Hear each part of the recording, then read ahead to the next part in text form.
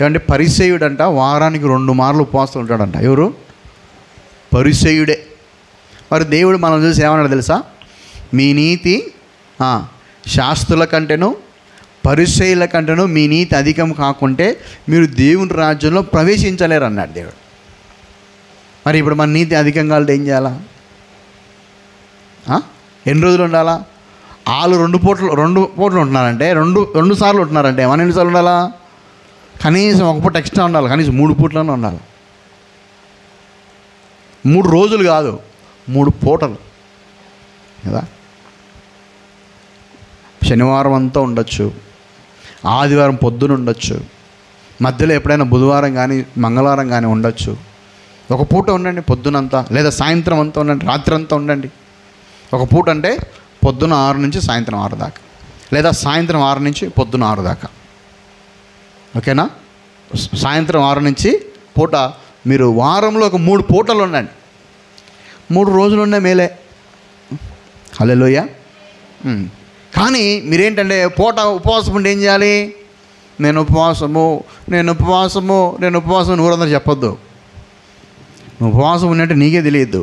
కూర్చొని ప్రార్థన చేసుకుంటా నీ సమస్యలు ఏంటో ఆ రోజు దేవునికి తెలియజేసుకుంటా నీ తిండి కూడా మర్చిపోయి అప్పుడు నీ శరీరం అణచివేయబడుతుంది. ఉపవాసం ఉంటే మీరు బాగా గమనించండి, నిద్ర కంట్రోల్ అవుతుంది. నిద్ర బాగా కంట్రోల్ అవుతుంది, అధిక నిద్ర ఉండదు. ఉపవాసం ఉండటం ద్వారా ఏమవుతుందంటే కన్నా నీ శరీరంలో కొన్ని అసలు డాక్టర్లే చెప్తారు కదా, వారానికి 1 రోజు తిండి తినకుంటే మీరేం సావరు, మీరు తిండి తినకండి, బాగా ఆరోగ్యానికి మంచిది అంటాడు. తిండి మానేసి తలకు బాగా నూనె పెట్టుకుంటేనంట మంచిదంట, ఆరోగ్యానికి మంచిది మనకు. దేవుడు అందుకే చెప్పాడు. దేవుడు అందుకే ఇది ఒక స్పిరిచువల్ ఎక్సర్సైజ్, ఆత్మీయంగా ఒక వ్యాయామం లాంటిది. ఇప్పుడు పొద్దున్నే వాకింగ్ పోతుంటారు, జాకింగ్ పోతుంటారు అందరూ. ఎందుకు పోతుంటారు? అది ఎక్సర్సైజ్. ఈరోజు మన జీవితంలో కూడా ఉపవాసం అనేటువంటిది ఎందుకంటే కొత్త బలం పొందుకోవాలంటే పాత బలం తగ్గాలి, పాత బలం పోవాలి. అందుకే యెహోవా కొరకు ఎదురు చూచువారు నూతన బలం అంటే ఏంటి తెలుసా? తిండి మీద పిచ్చి చావాలి. చికెన్ ఉంటేనే కొంతమందికి ఏంటి తెలుసా? తిండిపోతులు అంటే ఎవరు తెలుసా? పలానా కూర ఉంటేనే తింటా, పలానా మొక్కలు ఉంటేనే తింటా, నాకు పలాంది ఇది ఏంచి పెడితేనే నేను తింటా. వాళ్ళు కారం అన్నం తినలేరు, ఏమన్నా లేకుంటే అడ్జస్ట్ కాలేరు. తిండిపోతులందరూ ఇట్టే ఉంటారు. టయానికి ఏదో ఉందా, ఆ టైంలో ఏదో కారం అన్నమా పప్పు అన్నమా ఏదో వచ్చింది మొత్తానికి తినేసినామా, ఓకే దేవునికి స్తోత్రం. అంతేగాని అనవసరంగా నువ్వు నాకు ఇది ఉంటేనే, నాకు ఇది పెడితేనే, లేకుంటే నేను రాను కదా, అలాంటివన్నీ కాదు. అంటే కొంతమంది ఇళ్ళల్లో పిల్లలు పేరు ఇచ్చిరేస్తుంటారు. దీన స్థితిని కానీ సంపన్న స్థితిని కానీ నేను అన్ని స్థితిని నేను ఎరిగేదను. హల్లెలూయా. నేను దీన స్థితిని ఎరిగేదను, సంపన్న స్థితిని ఎరిగేదను, కడుపు నిండుట ఎరిగేదను, ఆకలిగా నిండుట నేను ఎరిగేదను. ఈరోజు చాలామంది జీవితాలలో చాలామందికి ఇది తెలియక ఏషావు లాగానే తిండిపోతుల్లాగా ఉన్నారు. హల్లెలూయా, హల్లెలూయా. సో ఏషావు అస్థిరమైన మనసు కలిగిన వాడు. రెండవదిగా ఏషావు అలసిపోయేవాడు. మూడవదిగా ఏషావు తిండిపోతు స్వభావం కలిగిన వాడు. నాలుగవదిగా ఏషావు ఎవరంటే అమ్ముడు పోయే స్వభావం కలిగిన వాడు. ఏంటి? అమ్ముడు పోయే స్వభావం. హక్కును అమ్మేసుకున్నాడు. జ్యేష్ఠత్వపు హక్కు అంటే ఇది ఎంత ప్రెషియస్, ఎంత విలువైనదంటే చాలా విలువైనది. ఇంట్లో ఎవరికైనా యాజకత్వం చేయాలంటే దేవుడు ఎవరిని ఎన్నుకుంటాడు అంటే జ్యేష్ఠులను ఎన్నుకుంటాడు. తర్వాత తండ్రి ఆస్తిలో భాగాన్ని పంచేటప్పుడు రెట్టింపు, డబల్ పోర్షన్స్, రెట్టింపు భాగాన్ని జ్యేష్ఠ కుమారుడికి ఇస్తారు. తర్వాత ఇంట్లో డిసిషన్ మేకింగ్ అంటే నిర్ణయాలు. ఇప్పుడు నేను ఇంట్లో పెద్దోడిని, మా ఇంట్లో నేను పెద్దోడిని, నేను లేకుండా ఇంట్లో ఏదైనా సంబంధం మాట్లాడుకొని ఎవరి గురించో మాట్లాడుకున్నారనుకోండి, తీరా వాళ్ళ నిర్ణయం తీసుకునే అధికారం లేదు. పెద్దోడు చెప్పక నిర్ణయం తీసుకుందానికి లేదు. ఒకవేళ పెద్ద అంత క్యాన్సర్ అన్నాడు అనుకోండి, వాళ్ళు ఎన్ని మాట్లాడుకున్నా క్యాన్సలే. ఎందుకంటే పెద్దోడికి అంత పవర్ ఉంటాయి. జ్యేష్ఠపు హక్కులో డిసిషన్ మేకింగ్ అటువంటిది. వద్దులే అంటే ఆయన వద్దన్నాడంటే వద్దులే వదిలే అనాల్సిందే ఇంక అందరూ. అంటే అంత ఇదని. అందుకే యాకోబుకి చిన్నప్పటి నుంచి కోపం. వీడు ఏం మాట్లాడుకున్నారో మొత్తానికి ఇటు పెద్దోడు వచ్చి నో క్యాన్సర్ అంటే కన్నా చాలా కోపం. అందుకే ఈ జ్యేష్ఠపు హక్కు నాకు కావాలనుకుంటాడు. ఇది నా దగ్గర ఉంటే ఎంత బాగుంటుంది అనుకొని ఏం చేశాడు తెలుసా? ఆ కూర కోసం, ఎందుకు ఒక కూర కోసం, చిన్న కూర కోసం ఏం చేశాడు తెలుసా? ఎర్ర కనపడుతున్న కూర. నిన్న సాయంత్రము ఎర్రగా చికెన్ పకోడా చేశారు ఇంట్లో, నన్ను టెంప్ట్ చేయడానికి. చేసి అజయ్కి పెడుతుంటే అలా చేసి పెడుతుంది, అజయ్కి పెడుతుంది కదా, ఒరేయ్ తినరా లేకుంటే ఫాస్టింగ్ క్యాన్సిల్ చేసుకుని నేనే తినేటట్టున్నాను నాయనా. హల్లెలూయా. ఆల్రెడీ 2 రోజులు అయిపోయింది, 3వ రోజు పోతుంది బండి. నిన్న రాత్రే మళ్ళా ఆతకు శోధన. తొందరగా ఆ రూమ్ నుంచి తొందరగా లోపల పోయి బైబిల్ చదువుకున్నాం. మళ్ళీ ఎందుకు మనకి ఎర్ర ముక్కలు, ఫ్రై ముక్కలు ముందే ఆగలేము ఇట్లాంటివన్నీ చూస్తుంటే. అట్లాంటిది ఆల్రెడీ ఫాస్టింగ్లో ఉన్నప్పుడు ఇట్లాంటి ఏంటంటే కదా, పాపం ఏశావుకి ఆగలేకపోయినాడు. ఆయన ఏమన్నాడు తెలుసా? చిన్న కూర కోసం నీ జ్యేష్ఠపు హక్కు నాకు తీసుకురాను. ఇప్పుడు మీరు అన్నారు ఆకలి అవుతుంది బాగా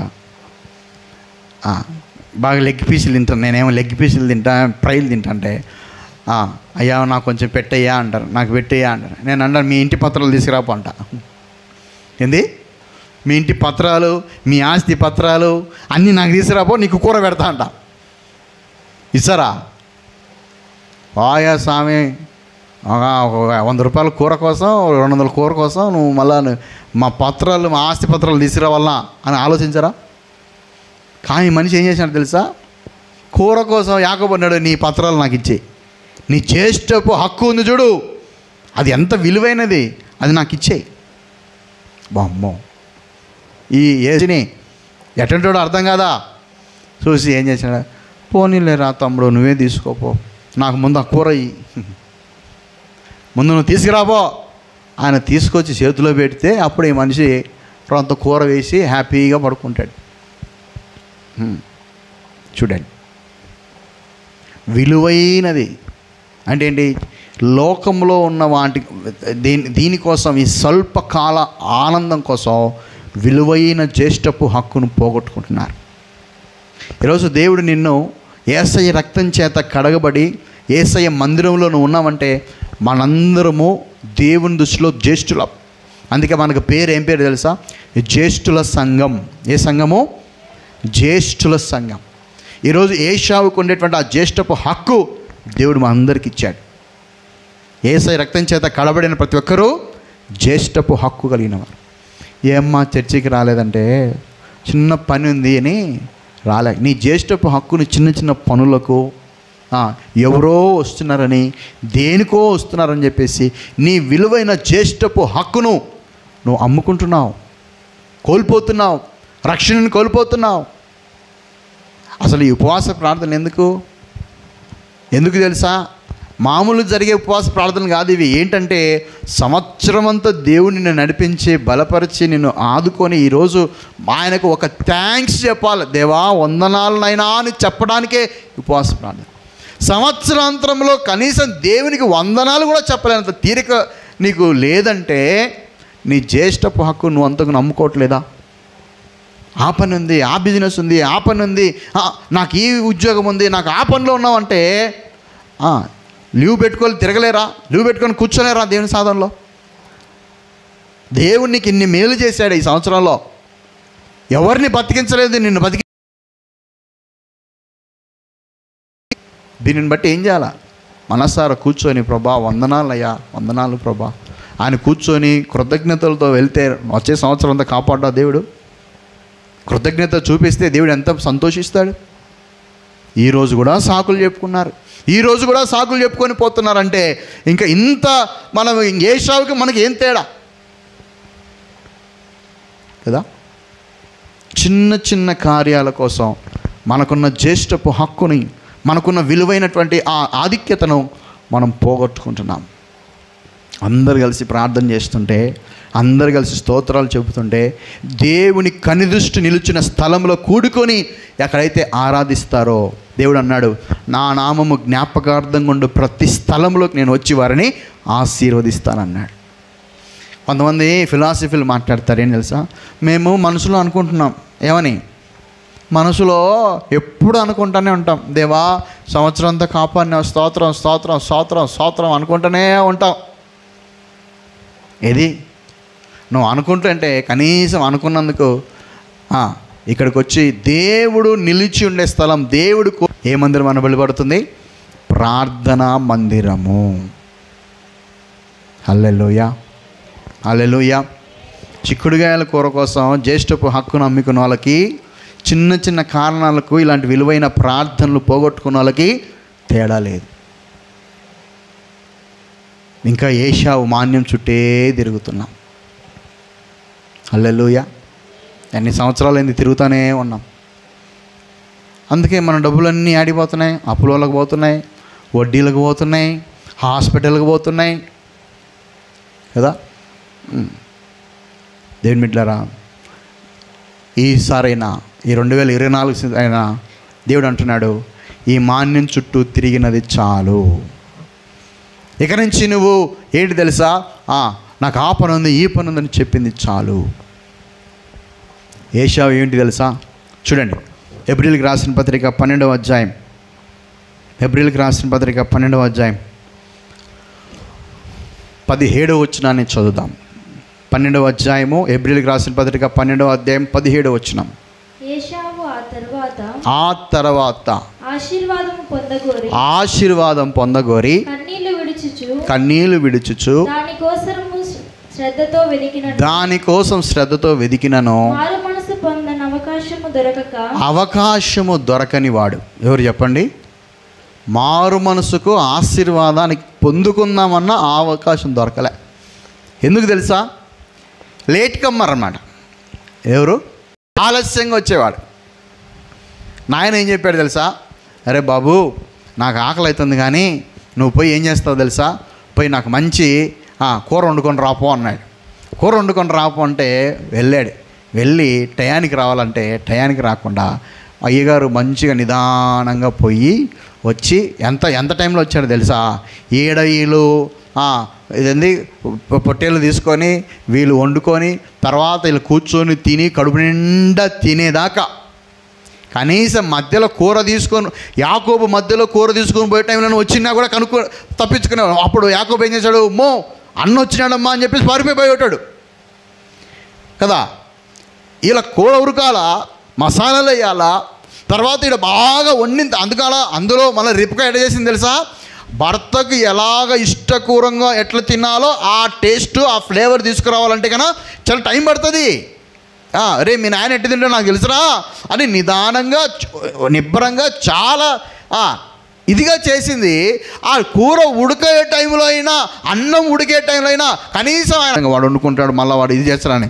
కానీ ఇవ కూర ఒలిసి పచ్చిదంతా కోసుకొని ఉడికి అన్నం అంతా అయ్యి తర్వాత మధ్యలో ఈయనకి మళ్ళీ మేకప్ చేయాలా. ఎవరికి? యాకోబుకి మేకప్ చేయాలా. యాకోబు మేకప్ ఎట్టుంది? ఈ మనిషిని చూసిన వెంటనే ఆయన కనుక్కోకూడదు. ఎవరు? ఇస్సాకు కనుక్కోకూడదు. మంచి రోమము కలిగిన చర్మం ఒకటి బాగా కప్పి మూసుకొని తర్వాత నేను మళ్ళీ మిమిక్రీ చేయాలా. ఎన్ని వేసాలు చూడండి. ఆయనేమో ఆమె మేకప్ వేయాలా, ఈయనేమో మిమిక్రీ చేయాలా. మధ్యలో డాడీ నేను వేసావు డాడీ కదా. సరే అయిపోయిన తర్వాత ఈ మనిషి తింటా ఉన్నాడు. ఎవరు? ఇస్సాకు. నిదానం పెట్టుకొని తింటారు. బాగా తిని అమ్మయ్యా అని చెప్పి కనీసం రాష్ట్రకు తినే టైంలో కూడా రాలే. ఎవరు? ఏషావు. కనీసం తినే టైంలో వచ్చినా కూడా చరక్కొని పారిపోయాడు. ఎవరు? యాకోబు పరిగెత్తి ఓ అమ్మో వచ్చినారా నాయన అని. కానీ అప్పటికీ రాలే. అంత అయిపోయి అయ్యగారు అమ్మయ్యా అని బాగా తేంపులు తీసి, అరే బాగుందిరా ఇంకరా నేను ఆశీర్వదిస్తా అని చెప్పేసి వచ్చి ఏం చేశాడు? ఎన్ని ఆశీర్వాదాలు పలికేది తెలుసా ఇస్సాకు? ఎంతసేపు ప్రార్థన చేసి ఉంటాడో. హల్లెలూయా. అంతసేపు ప్రార్థన చేయించుకున్నాడు, ఆశీర్వదించి పొందుకున్నాడు. అంతా అయిపోయి ఈ మనిషి బయటికి పోయి యాకోబు కూడా మొన్న అన్నం తిన్నాడు. అమ్మయ్య, ఆశీర్వాదాలు పొందుకున్నానని అన్నం తిని ఇప్పుడు ఏంటి తెలుసా? నెక్స్ట్ ప్లాను, రే మీ అన్నకి తెలిసిందంటే కన్నా ఇంక నేను బతకనీయడు, పా గుడలు గడ్డలు సర్దుకో, పోదని చెప్పేసి యాకోబు గుడలు సర్దుకొని నీట్గా బయటికి పారిపోయేదాకా ఈ మనిషి రాలే. ఈయన తినింది అరిగిపోయింటుంది. ఈయన వచ్చేసరికి ఇస్సాకు తినింది అరిగిపోయింది. తీర వచ్చిన తర్వాత ఏమన్నాడు తెలుసా? నాయనా నీ కోసం ఇష్టమైన కూర తెచ్చాను నాయనా, తిను నాయనా అంటే, ఇప్పుడు తెచ్చినావు ఏంది నాయనా? నేను ఆల్రెడీ తెచ్చినావు, తిన్నాను, దీవించినాను కదా అంటే కన్నా అప్పుడు ఆయన అంటున్నాడు, నేను ఎప్పుడు తెచ్చినా డాడీ, ఇప్పుడే రావటం నేను. ఊరి నాయన ఎంతసేపు పట్టింది నువ్వు రావటానికి? అయితే ఎవరు వచ్చినారు? నీ తమ్ముడు వచ్చినాడు. నేను ముందే ఆకలి మీద ఉన్నాను కదా, నాకు ఎవరో తెలియదు. నేను ఆడికి పైన చూసినా మొత్తానికి నాకు తిండి కావాలని తినేసిన. నేను మాత్రం వాడిని ఆశీర్వదించిన. అప్పుడు కోపం వచ్చింది అయ్యగారికి. ప్రభు ఆయన అడుగుతున్నాడు, ఒక్క ఆశీర్వాదం అంటే చూడు, మిగిలిందేమో చూడు. ఇస్సాకు మాత్రం లేదు, అంతా పోయింది. నేను కడుపు నిండా మనసారా ఆశీర్వదించిన. ఇప్పుడు నువ్వు బలవంతంగా ఆశీర్వదించా? హల్లెలూయా. అది మనసారా ఆశీర్వదిస్తే అది బాగుంటుంది. నువ్వు కడుపు మంట పెట్టి నువ్వు ఏంటేంటో మాటలు మాట్లాడి నన్ను ఆశీర్వదించను అంటే ఏంటో మాట ఆశీర్వదిస్తారు? హల్లెలూయా. ఈ మనిషి ఏంటి తెలుసా? లేట్గా అమ్మరు అనమాట. ఈరోజు చర్చికి లేట్గా వస్తారు కదా. ఇక్కడ పని ఉంది కదా, ఇక్కడ పరిచర్య ఉంది కదా, తర్వాత మనకు బాధ్యతలు ఉన్నాయి, అన్నీ తెలిసి కూడా లేట్గా వస్తే ఇదే లేట్కి మీరు పనిచేసే చోటుకు పోతారా చెప్పండి? మీరు ఉద్యోగం చేసే దగ్గర మీరు అంతెందుకు మీ పిల్లలు ఉన్నారు కదా, స్కూల్కి పంపిస్తారు పొద్దున్నే. పొద్దున్నే 8:30 అది వ్యాన్ పోతుంది అలా మా పిల్లలకి వ్యాన్కి వాళ్ళని రెడీ చేయడానికి ఇన్ని తిప్పలు పడతాం. రే ఒక అర్ధగంట పోతే ఏం కాదులేరా అల్లే, వ్యాన్ పోతుంది, మళ్ళీ ఆడికి పోవాలా, 13 కిలోమీటర్లు దండి తోలుకొని మళ్ళీ ఆడిచిపెట్టి రావాలా. సరే ఈడ చదువుతున్నారులే అంటే ఈడైనా సరే రోజు ఆలస్యంగా వస్తే ఏమవుతుంది? ఎవరికి చెడ్డ పేరు? ముందు వాళ్ళని అంటారు, తర్వాత ఏమంటారు తెలుసా? నెక్స్ట్ 4 రోజులకి పిల్లలు పేరెంట్స్ పిలిపించి, ఏమ్మా ముందు పంపించేది తెలీదా అంటారు. ట్రైను 12 గంటల కంటే, ట్రైన్ 10 గంటల కంటే నువ్వు 12 గంటలకు పోతే ఉంటుందా ట్రైను? హల్లెలూయా. ట్రైన్కి ఇచ్చే మర్యాద, నీ ఆఫీసర్కి ఇచ్చే మర్యాద ఎవరికి లేదు చెప్పండి? ప్రార్థనకి ఇవ్వట్లేదే, దేవుని సన్నిధికి ఇవ్వట్లేదే, ఇవన్నీ దేవుడు చూడట్లేదా? హల్లెలూయా. దేవుడేమో మనకు అన్ని తొందరగా ఇవ్వాలి, మనం మాత్రం తొందరగా రాము, అన్నీ ఆలస్యాలే. దేవుని పని అంటే ఆలస్యం కదా. దేవునికి ఏమైనా ఇవ్వాలంటే ముందు అన్నీ అయిపోయినాక, ఖర్చు అన్నీ అయిపోయినాక లాస్ట్లో మిగిలింది ఇస్తాం, అది ఆలస్యం. ఇచ్చే దాంట్లో ఆలస్యం, పరిచర్య చేసే దాంట్లో ఆలస్యం, తర్వాత మందిరానికి వచ్చే దాంట్లో ఆలస్యం. దేవుడిలారా యా చుట్టూ తిరుగుతున్నాం చెప్పండి? ఇంకా షేయూరు మాన్యం చుట్టే తిరుగుతున్నాం. ఇంకా హ్యాపీ న్యూ ఇయర్ ఎట్టవుతుంది చెప్పండి కదా. మనకు 24 కూడా ఎట్టే ఉంటుంది, 24 కాదు 42 వచ్చినా అటెండ్ అవుతుంది. ఎందుకు? ఈ షయ్యూరు మాని చుట్టే తిరుగుతుంటే ఇదే ఆలస్యాలు, ఇదే ఆలస్యపోవడాలు, ఇదే అస్థిరమత్వాలు, ఇదే తిండిపోతాలు, ఇదే తిరిగిపోతాలు ఎట్లయితుంది? హల్లెలూయా. ఈరోజు ఏషావు లాంటి మనస్తత్వం ఇంతవరకు తిరిగామేమో. దేవుడు ఈ ఉపవాస ప్రార్థన చెప్తున్నాడు, ఇక్కడి నుంచి చాలు. హల్లెలూయా, హల్లెలూయా. ఈ మాన్యం చుట్టూ తిరిగిన కాలము చాలు. ఇంతకాలం ఈ మాన్యం చుట్టూ తిరిగామేమో, ఇక్కడి నుంచి ఎక్కడ తిరగమంటున్నారు తెలుసా? ఉత్తరం వైపు తిరగండి. హల్లెలూయా. ఏ వైపు తిరగండి? ఉత్తరము దిక్కు తిరగండి. ఈరోజు ఉత్తరం చూద్దాం. ఉత్తరం వైపు ఏముంది? కీర్తనలు 48వ అధ్యాయము మొదటి వచనాన్ని మనం చదువుదాం. కీర్తనలు 48వ అధ్యాయము మొదటి వచనంలో మనం చదివినట్లయితే, మన దేవుని పట్టణమందు ఆయన పరిశుద్ధ పర్వతమునందు యెహోవా గొప్పవాడును బహు కీర్తనై ఉన్నాడు. ఉత్తర దిక్కునందు మహారాజు పట్టణమైన సియోను పట్టణము రమ్యమైన ఎత్తుగల చోట నుంచబడి అంటే ఏంటి తెలుసా? ఉత్తరం వైపు సియోను ఉంది. అంటే ఏంటి తెలుసా? సియోనులో నుండి యెహోవా దేవుడు మనల్ని ఆశీర్వదించును. హల్లెలూయా. సియోనుకు తిరగండి, మందిరానికి తిరగండి, దేవుడు నిలిచే స్థలానికి తిరగండి, దేవుడు ప్రత్యక్షమయ్యే స్థలానికి తిరగండి. సియోనుకు తిరగడం అంటే ఏంటి తెలుసా? దేవుని వైపుకు తిరగటం. హల్లెలూయా. ఈరోజు ఉత్తరం వైపు తిరగడం అంటే ఏంటంటే సియోను, దేవుని మందిరం వైపు తిరగాలి. దేనికి స్తోత్రం. హల్లెలూయా.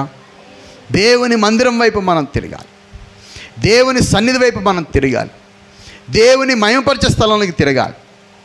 మందిరం వైపు తిరగండి, దేవుడి నిలిచే స్థలానికి తిరగండి. ఇంకా చూడండి, సియోను అంటే ఏంటి తెలుసా? యోబు 23వ అధ్యాయం, యోబు గ్రంథము 23వ అధ్యాయము 8-9 వచనాలను చదువుదాం. 8-9 వచనాలను చదువుదాం. నేను తూర్పు దిశకు వెళ్ళినను ఆయన అచ్చట లేడు, పడమటి దిశకు వెళ్ళినను ఆయన కనబడలేదు. ఆయన పనులు జరిగించుచు ఉత్తర దిశకు పోయినను. చూడండి, ఆ ఉత్తర దిశలో ఏం జరుగుతుందో తెలుసా? దేవుని పనులు జరిగించు ఉత్తరము వైపు. ఈరోజు మనకు రానున్న కాలంలో 2024 సంవత్సరంలో దేవుని కార్యాలు, దేవుని చిత్తం, దేవుని పనులు, దేవుని ఉద్దేశాలు మన జీవితంలో జరగాలంటే ఉత్తరం వైపు తిరగాలి. హల్లెలూయా. అంటే ఏంటి తెలుసా? దేవుని చిత్తానికి మనం ఎప్పుడైతే లోబడతామో, దేవుని చిత్తానికి అనుకూలంగా ఎప్పుడైతే వెళ్తామో, ఆయన పనులు మన కుటుంబంలో జరుగుతాయి, ఆయన కార్యాలు మన జీవితంలో జరుగుతాయి, ఆయన ఉద్దేశాలు మన కుటుంబంలో జరుగుతాయి, ఆయన మేలులు మనము అనుభవించగలుగుతాం. ఈరోజు ఆయన కార్యాలు మన కుటుంబంలో జరగాలని చూస్తున్నాం. ఎట్లా తెలుసా? షేయూరు మాన్యం చుట్టే తిరుగుతూ నాకు దేవుని కార్యాలు జరగాల, దేవుని కార్యాలు జరగాలంటే దేవుడు అన్నాడు, ముందు అది తిరగడం మానేయి, ముందు ఆ అస్థిరమైన ఆలోచన మానేయి, ముందు నువ్వు ఆ పాపం చేసే ఆలోచనలు మానేయి, నువ్వు అలసిపోవటం మానేయి, ముందు నువ్వు ఇంకా ఆ తిండిపోతానని మానేయి, ఆ తిరిగే అలవాటు మానేయి, ఆలస్యంగా వచ్చే అలవాటు మానేయి. ఒక క్రమాన్ని నేర్చుకోండి, ఒక పద్ధతి నేర్చుకోండి, దేవునికి భయపడేది. హల్లెలూయా. అందుకే మనకు అన్ని త్వరగా జరగట్లేదు. ఎందుకు మనం అనుకుంటాం, ఏదో ఇదేంది ఎప్పుడు చూసినా ఇది, ఈ రోగాలేంటి, ఈ ముళ్ళులేంటి, ఈ శోధనలేంటి అంటే మనం తిరిగేది శరీరమాన చుట్టూ తిరుగుతున్నాం. ఆయన పనులు జరిగించు, ఆయన కార్యములు జరిగించు ఆ ఉత్తరం వైపు మనం తిరగాలి. హల్లెలూయా. నీ ఉద్యోగం ఉత్తరం వైపు ఉంది, మీ గర్భఫలాలు ఉత్తరం వైపు ఉన్నాయి, మీ ఇంటికి కావాల్సిన ఆశీర్వాదాలు ఉత్తరం వైపు ఉన్నాయి, నీ అప్పుల బాధలు తొలగించేదంతా ఉత్తరం వైపు ఉన్నాయి, నీ ఇంటికి సమాధానం సంతోషం ఉత్తరం వైపు ఉన్నాయి. మరి ఆ దిక్కు తిరగద్దా? ఆ దిక్కు తిరగటమే ఉపవాస ప్రార్థన. నీ మనసును మార్చుకోవడమే ఉత్తరం వైపు తిరగటం, నువ్వు దేవునికి సమర్పించుకోవడమే ఉత్తరం వైపు తిరగటం, నువ్వు సరైన తీర్మానం తీసుకోవడమే ఉత్తరం వైపు తిరగటం, ఈ ఏషావు అలవాట్లు నీలో నుంచి తొలగించుకోవడమే ఉత్తరం వైపు తిరగటం, ఇక నుంచి స్థిరంగా నేను ఉంటాను అనుకోవటమే ఉత్తరం వైపు తిరగటం, ఇక నేను అలసిపోకుండా నీ కొరకు నేను ప్రకాశిస్తాను ప్రభా అని తిరగటమే ఉత్తరం వైపు తిరగటం. ఈరోజు దేవుడు మనకు మరొక అవకాశం ఇస్తున్నాడు. హల్లెలూయా, హల్లెలూయా, హల్లెలూయా. చూడండి, థామస్ ఎల్వా ఎడిసన్ ఎవరంటే ముందు లైట్ కనిపెట్టినటువంటి వాడు. ఆయన ఒకరోజు తన సైంటిస్టులతో కూడా కలిసి బాగా కష్టపడి ఏం చేశాడు తెలుసా, ఒక బల్బు కనుక్కున్నాడు. బల్బు లైట్ ఉంది కదా, లైట్, ఈ బాల్ లైట్ కాదు, మామూలు ఇంతకుముందు బల్బు ఉంది చూడండి, ఆ బల్బు కనుక్కున్నాడు. బాగా కనిపెట్టి అయితే వాళ్ళందరూ కూడా కలిసి ఇంకా సక్సెస్ అవుతుంది, రేపు మనము దీన్ని ఆవిష్కరణ చేయాలి, రేపు పొద్దున ఆవిష్కరణ చేయాలి అని అనుకొని ఈయన ఏం చేశాడు తెలుసా, థామస్ అల్వా ఎడిసన్ తన పనివాడు ఉన్నాడు, పక్కన పనివాడు ఉండి, రే బాబు ఇట్రా, దీన్ని తీసుకుపోయి పైన పెట్టుపో అని అన్నాడు. చెప్పేటప్పుడు ఎట్లా చెప్పినాడు తెలుసా, చాలా జాగ్రత్తగా పెట్టాలా, ఇది చాలా విలువైనది, ఇదిగో ఇది పడేయద్దు నువ్వు అంటే. ఎవరు? Thomas Alva Edison. పక్కన ఉన్న వాళ్ళందరూ కూడా చెప్తున్నారు, బాబు జాగ్రత్తగానైనా, మెట్లు జాగ్రత్త అంటే ఈడు దాన్ని పట్టుకోవడానికి భయం వేసింది. ఇప్పుడు ఇది ఇంద్ర అంత అమూల్యమైంది, ఇది ఒరే ఇది ఇంత ఇంద్రనైనా ఇంత భయమందిని వాడు అట్లా పట్టుకొని తీర పోత వానికి భయంతో పోత కింద వేసినాడు వాడు. టపేరు మన భయం. మనం ఎన్ని జాగ్రత్తలు చేస్తాం మనకు కావాలని కలెచ్చరాలు. జాగ్రత్త దాని జోలు పోకు, జాగ్రత్త షాక్ పడుతుంది అని అంటే అవునా అనిపోయి పెడతారు లేళ్ళు.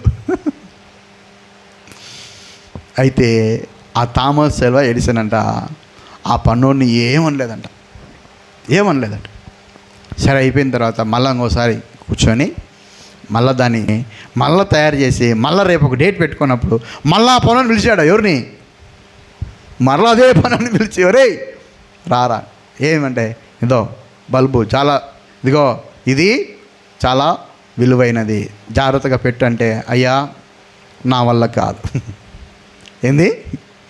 నా వల్ల కాదు బాబు, నువ్వే పెట్టుకోపో. మళ్ళీ అది పగిలిపోవటం, మీరు చెప్పే కొద్దీ నాకు లోపల టెన్షన్ పెరగడం, ఇవన్నీ ఎందుకు అంటే, లేదు నువ్వే పెరిగిపో అంటే. ఆల్రెడీ ఒకటి పగలగొట్టినాను కదయ్యా, మళ్ళీ నన్ను పిలిచి నన్ను నమ్మి ఎట్టించినావంటే. అప్పుడు ఆయన అన్నాడంట, అయ్యా బాబు ఇదే మనస్తత్వమే నా యేసయ్యది. ఎందుకు తెలుసా, నా దేవుడు కూడా నేను ఎన్నోసార్లు పొరపాటు చేసిన, నేను ఎన్నోసార్లు దిగజారిన, నేను ఎన్నోసార్లు ఇది అయిపోయినా, నా యేసయ్య నన్ను నమ్మి నన్ను బలపరిచి నన్ను ఆశీర్వదిస్తే నన్ను ఈ స్థితికి నడిపించాడు. కాబట్టి నాకెన్నో అవకాశాలు ఇవ్వబడితేనే నేను ఈరోజు ఈ స్థితిలో ఉన్నా. నా దేవుడు నన్ను ఎన్నో మార్లు క్షమించి నాకు అవకాశం ఇచ్చి, రే నువ్వు పనికిరానడు రా, నువ్వు తప్పు చేసావురా, నువ్వు వేస్ట్ అని నన్ను దేవుడు ఎప్పుడు నెట్టేయలేదు. కాబట్టి నేను 2సారి ఇచ్చిన, నువ్వు 3సారి వరకు ఇచ్చా నీకు ఛాన్స్. ఎందుకంటే నా దేవుడు మనసు అటువంటిది. హల్లెలూయా. అందుకోసమే ఆయన ఏం చేశాడు తెలుసా, మరొక భాగ్యం ఇచ్చిన తర్వాత, మరొక ఛాన్స్ అది ఇచ్చిన తర్వాత, ఇప్పుడు నన్ను నమ్మాడు అని ఆ దాసుడు ఏం చేశాడు తెలుసా, ఇప్పుడు నన్ను నమ్మాడని చెప్పేసి నమ్మకంగా తీసుకెళ్ళి పెట్టాడు. హల్లెలూయా. ఇప్పుడు వచ్చే సంవత్సరం దేవుడు మీకు పొరపాట్లు ఎన్నో చేశాం, అన్నీ తిరిగాం, అయితే ఇంకో ఛాన్స్ ఇస్తున్నాడు. హల్లెలూయా. చూడండి, లూకా సువార్త 13వ అధ్యాయం 8వ వచనం చదవండి. లూకా సువార్త 13వ అధ్యాయం 8వ వచనం చదివినట్లయితే, అయితే వాడు అయ్యా నేను దాని చుట్టూ త్రవ్వి ఎరువు వేయమట్టుకు ఈ సంవత్సరం కూడా ఉండనిమ్ము. ఏమన్నాడు తెలుసా, ప్రభువా తోటమాలి అడుగుతున్నాడు. ద్రాక్ష తోటలో ఒక అంజూరపు చెట్టు ఉంది, సైజు పెరుగుతుంది, ఎత్తు పెరుగుతుంది, కానీ దేవుడు ఎదురు చూసే ఫలాలు మాత్రం రావట్లేదు. ఈరోజు చాలామంది మందిరంలో చాలామంది సీనియారిటీ పెరిగిపోతుంది కదా, మేము ఎన్నేళ్ళ విశ్వాసం సీనియారిటీ పెరిగిపోతుంది, కానీ దేవుడు ఎదురు చూసే ఫలాలు మాత్రం కనబడట్లేదు. అయితే దేవుడు అంటున్నాడు, ఈ ఫలం చెట్టు తీసేయండి. అందుకే ప్రభా ఫలాలు లేని చెట్లు దేవుడు తీసేస్తాడేమో అని దేవుని దగ్గర ఈ 3 రోజులు ఉపవాస ప్రార్థనలు ఏర్పాటు చేసింది ఎందుకు తెలుసా, సంవత్సరాంత ఉపవాస ప్రార్థనలు ఎందుకు పెట్టాను తెలుసా, తోటమాలిగా మేమందరం ఏం చేయాలంటే, ఈ సంవత్సరం ఇంకొక ఎరువు వేస్తాం ప్రభా, ఇంకొంచెం మంచి ఆహారం ఇస్తాం, ఇంకొంచెం మంచిగా వాళ్ళ కోసం ప్రార్థన చేస్తాం, ఇంకా ఈ సంవత్సరం కూడా అనేవ్వండి ఫలిస్తారేమో. హల్లెలూయా. దేవుడు అన్నాడు, సరే. దేవుడు సేవకులకు ఇచ్చినటువంటి కృప ఏంటంటే, సేవకుల మాటలను దేవుడు రూఢిపరుస్తాడు. నిన్ను చూసి మిమ్మల్ని బట్టి నేను వాళ్ళకు ఒక అవకాశం ఇస్తున్నానని ఈ 2024 దేవుడు మనకు అవకాశం ఇస్తున్నాడు. హల్లెలూయా. ఈ సంవత్సరంలో ఫలించలేదేమో, వచ్చే సంవత్సరం దేవుడు మనకి స్థిరమైన ఆలోచనలో, పాపిష్టి ఆలోచనలతో తిరిగానైనా నన్ను క్షమించండి ప్రభా. ఇక నుంచి ఉత్తరం వైపు మీ పనులు, మీ కార్యాలు, మీ ఆలోచనలు, మీ ఉద్దేశాలు ఉండేటువంటి ఆ ఉత్తరం వైపు నేను తిరుగుతానైనా. ఇక నుంచి చర్చికి ఆలస్యం రాను ప్రభా అని తీర్మానం చేసుకోండి. 10 గంటల ఆరాధనకి 9:30కే వచ్చి కూర్చొని ప్రార్థన చేసేది నేర్చుకోవాలి. అప్పుడే కృపను పొందుతాం మనం, అప్పుడే దయను పొందుతాం. ఇడికి పోయితే ఆ పనులు చేయాలా, ఏ పని చేయాలా, పని చేసి వచ్చి కూర్చోండి, ప్రార్థన చేయండి. మేము ప్రార్థన స్టార్ట్ చేసేదాకా మీరే కూర్చొని ప్రార్థన చేయండి. ఎన్ని సమస్యలు లేవు మీకు, ఎన్ని బాధలు లేవు. ఒక అర్ధగంట, గంట ముందే వచ్చి కూర్చొని ప్రార్థన చేసి తర్వాత ప్రార్థనలు ఏకీభవించండి. రావటం చాలా ఆలస్యంగా వస్తాం, పోయేటప్పుడు మాత్రం భలే స్పీడ్గా పోతాం. ఇది మారాల, ఇది మారితే నీ జీవితంలో అద్భుతం చూస్తాం. పోయేటప్పుడు కొంచెం ఆలస్యంగా పోయినా ఏం కాదు, పనులన్నీ చూసుకొని పోండి, బాధ్యత చూసుకొని పోండి. దేవునికి మించింది ఏముంది చెప్పండి నీ జీవితంలో? దేవుడు నిన్ను ఆశీర్వదించాల్సిన కాడికంటే ఇంకేముంది చెప్పు? హల్లెలూయా, హల్లెలూయా, హల్లెలూయా. జాగ్రత్తగా ఈ పనులు మనం తీసుకునే తీర్మానాలు ఉంటాయి. కాబట్టి ఇక నుంచి నేను ఎలాగున్నానో, ఈ ఏషావు మాన్యం చుట్టూ తిరిగిన కాలము చాలు. సంఘంతో మాట్లాడుతున్నాడు, ఇక నుంచి మీరు సోమరుగా ఉన్నది చాలు, నిద్రపోయింది చాలు, ఇక లెమ్ము, తేజరిల్లము, క్రీస్తు నీ మీద ప్రకాశించాలని ఇష్టపడుతున్నాడు. హల్లెలూయా. నువ్వు లేచినట్లయితే, మృతుల స్థితిలో నుంచి లేచినట్లయితే దేవుడు నీ మీద ప్రకాశింపచేయాలని, నీ కుటుంబాన్ని దేవుడు ఆశీర్వదించాలని, నేను అనేకులకు ఆశీర్వాదకంగా వాడుకోవాలని దేవుడు ఏం చేస్తున్నాడు తెలుసా? నిన్ను ఈ యొక్క దినాలలో శుద్ధి చేస్తున్నాడు. ఇది శుద్ధీకరించేటువంటి ప్రార్థనలు. కాబట్టి నీ జీవితంలో ఏషావు లక్షణాలు ఉన్నాయేమో. ఏంటి ఏషావు లక్షణాలు చూడండి. ఫస్ట్, అస్థిరమైన వాడు. ఏంటి? మూడవదిగా ఏషావు తిండిపోతాడు. నాలుగవదిగా జ్యేష్ఠపు హక్కును, చిన్న చిన్న దానికోసం జ్యేష్ఠపు హక్కును, విలువైన హక్కును అమ్ముకున్నటువంటి వాడు. చివరిగా ఆలస్యం చేసేవాడు. అన్ని పనులకు ఆలస్యం, ఆశీర్వాదాలకు ఆలస్యం. తండ్రి ఆశీర్వదిస్తానంటే రావద్దా? ఈరోజు మన పరలోకపు తండ్రి మనల్ని ఆశీర్వదిస్తాననే దేవుడు ఈ కూడికలు ఏర్పాటు చేస్తున్నాడు. ప్రతి ఆదివారం ప్రార్థనలు, ప్రతి శనివారం ప్రార్థనలు. ఎందుకు తెలుసా? నీవు ఆశీర్వాదం పొందుకోవడానికే, మన ఆశీర్వాదానికే. ఈరోజు ఆశీర్వాదాన్ని పొందుకోకుండా మనం వద్దనుకొని నేను ఆలస్యంగా వస్తే ఏమవుతుందో తెలుసా? ఆలస్యం ఏంటంటే, ఆలస్యంగా వస్తేనంటే ఏమవుతుందో తెలుసా? అమృతం కూడా ఏమవుతుందంట? అమృతం కూడా విషయంగా మారుతుందంట. ఈరోజు మనకు ఆలస్యంలో ఎన్ని దీవెనలు మనం పోగొట్టుకుంటున్నామంటే అన్ని దీవెనలు. మన ఆలస్యాన్ని ఏం తెలియజేస్తున్నాం తెలుసా? ప్రభా, నువ్వు పెద్ద మాకు ఇంపార్టెంట్ ఏం కాదులే, మాకు పనులు దండిగా ఉండాలిలే, తర్వాత చూసుకుందాం పో అనే దేవుడితో చెప్తున్నామని. మనుషులతో కాదు. ఎవరితో చెప్తున్నాం? దేవుడితో చెప్తున్నాం ఈ మాట. జాగ్రత్త. దేవుని కట్టడలకు, దేవుని నియమాలకు మనం లోబడి ఉందాం. దేవుడు నియమించిన ఆ పనులు కరెక్ట్గా మనం చేద్దాం. ప్రార్థనలో స్థిరంగా ఉండండి. ఏదైనా మీ జీవితంలో ఇంకనూ సరి చేసుకోవాల్సింది సరి చేసుకుని, దేవుడు ఒప్పింపజేస్తుంటే దాన్ని ఒప్పుకోండి. ఉత్తరం వైపు తిరుగుదాం, ఒక మంచి స్థిరమైన ఆలోచనకు తిరుగుదాం. హల్లెలూయా, హల్లెలూయా. ఉత్తరం వైపు తిరగడమే మారు మనసు అనుభవం. ఉత్తరం వైపు తిరగడమే నీ జీవితంలో ఒక సరైన తీర్మానం తీసుకోవటం. ఇక నుంచైనా దేవా, నేను ఉత్తరం వైపు తిరుగుతాను. ఈ 2024 సంవత్సరంలో ఉత్తరం వైపు తిరగండి. దేవుని పనులు, దేవుని కార్యాలు నిశ్చయముగా జరుగుతాయి. హల్లెలూయా. ప్రార్థన చేసుకుందాం. అందరూ మోకరించండి, ప్రార్థన చేయండి. అందరూ మోకరించండి. దేవుని బిడ్డలారా, ఈ యొక్క మధ్యాహ్న కాల సమయంలో దేవుడు మనతో మాట్లాడాడు. దేవుని దగ్గర మనం అడుగుదాం. దేవా, నేను ఇంకనూ షేయూరు మాన్యం చుట్టూ, ఏషావు మాన్యం చుట్టూ, ఈ అస్థిరమైన మాన్యం చుట్టూ తిరుగుతూ నా జీవితాన్ని పాడు చేసుకుంటున్నాను. దేవా ఇక నుంచైనా ఉత్తరం వైపు తిరగడానికి సహాయం చేయండి నాయన. ఉత్తరం వైపు తిరగడానికి సహాయం చేయండి ప్రభా.